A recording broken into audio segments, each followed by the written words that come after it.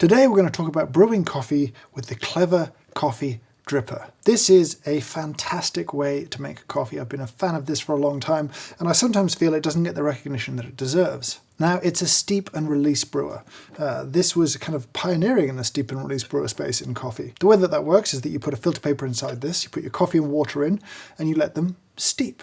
And when you're ready to drink the coffee, you put the brewer on top of something. Could be a mug, could be a carafe. That causes a stopper to lift and the liquid drains out of the bottom. It's maybe £20 or $30.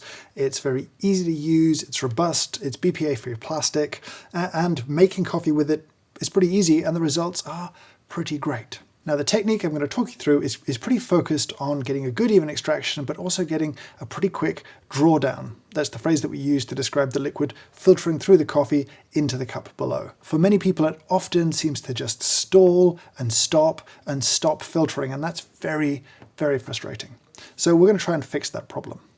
Now it's an immersion brew method, and typically I would recommend 75 grams a litre, but more and more I've been enjoying closer to 60 to 65 grams a litre. Even at that sort of lower ratio, you still get tons of texture, tons of mouthfeel. Now this is designed to use paper filters. These are the Melita style paper filters of this shape. I quite like the Filtropa brand.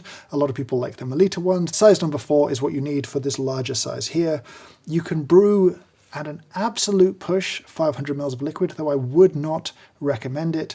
Practically, I would say up to 400 mils.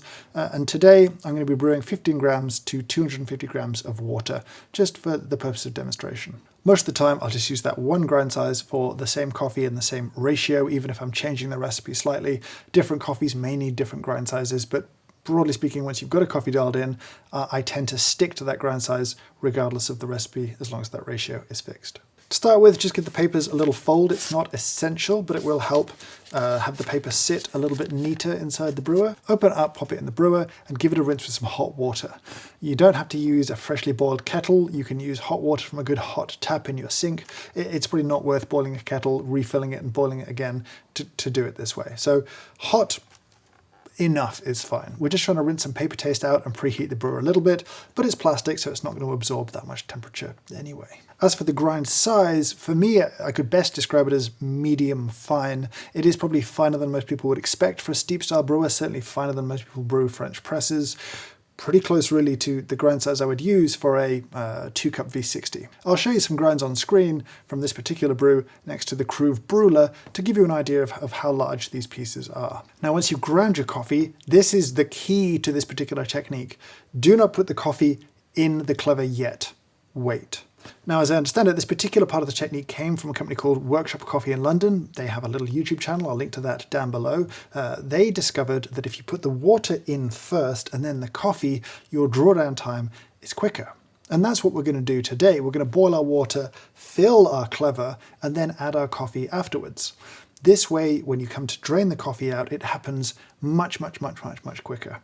It can be anywhere from twice as fast as going coffee first and then water second. For some reason, going coffee first and then water causes this sort of clogging effect on the paper filter that going water first then coffee doesn't.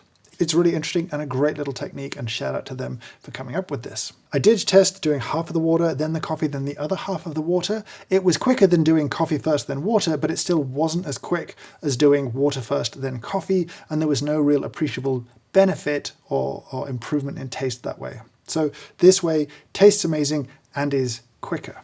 Straight away off the boil, pour your water into the dripper. We're going to pour 250 mils in this case. Again, as quickly as possible, we're going to add our coffee and give it a little stir to make sure it's all mixed. You don't want to go overboard with the stirring, just make sure that there's no pockets of dry coffee there. And then we're going to let it steep for 2 minutes.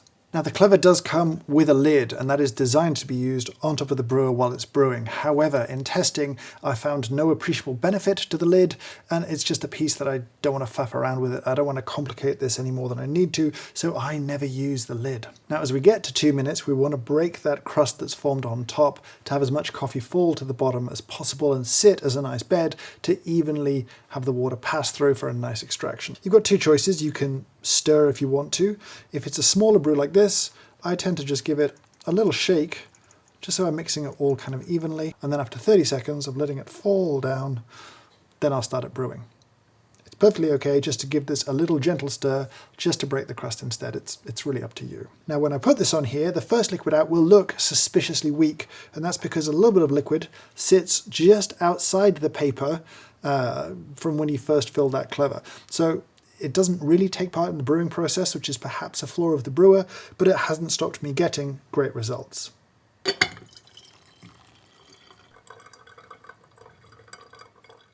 You should end up with a nice flat bed at the bottom of that brew, and your drawdown time should take probably in the region of a minute. Now this is going to change depending on the coffee you're brewing and the grinder that you're using. With something like a Wilfy Uniform, my brews take about a minute to a minute and 15 to draw down. Here with a high-end grinder it might be like 45 seconds, but if I was doing coffee first then water, you could probably double those times for the drawdown. It's a fascinating impact from such a simple switch and technique. Let's have a taste.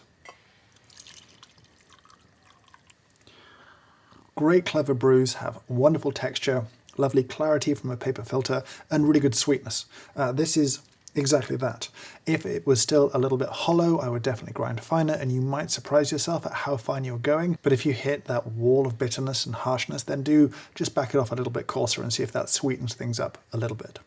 One other note, I would say if you're trying to avoid that liquid that sits outside of the paper right at the bottom of the brewer, don't give in to the temptation to push the paper down as far as it can go. I wouldn't recommend that. That tends to mess with the drawdown a little bit. So just leave it sat neatly inside the brewer if you can, and accept that some of that water is going to act to dilute the brew and not be too involved in the brew process. I really like this brew method because it's very easy, it's very simple, it doesn't need a lot of tending over or standing around and doing stuff. It's kind of do a couple things, go away, do something else, come back, do a couple things.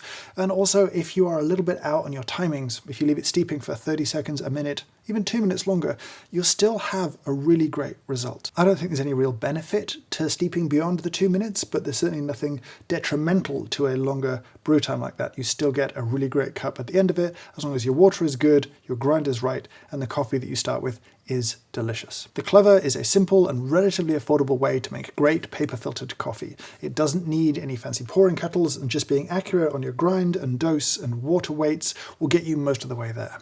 If you've got one, I hope you'll give this technique a try and let me know how you go down in the comments below. And if you've got some ideas that are worth sharing, I'd love to hear them too. Share it with all of us. But for now, I'll say thank you so much for watching, and I hope you have a great day.